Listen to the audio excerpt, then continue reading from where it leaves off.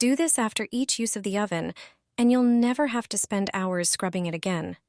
How to keep your oven always clean? Or maybe you're wondering how to clean it without scrubbing. Once you know this trick, it will only take a moment from now on. When you cook dinner or supper in the oven, grease, sauce, or cheese can make a mess. After dinner, all that remains are the burnt-on bits. But there's a way to handle it. If you do this right after using the oven, getting it clean will only take a moment. And there's no need for scrubbing. When your oven is empty and turned off, get a bowl. Pour in just under 100 milliliters of vinegar. Boil a liter of water in a kettle. Pour the boiling water into the bowl with the vinegar. Place the bowl in the oven and close it.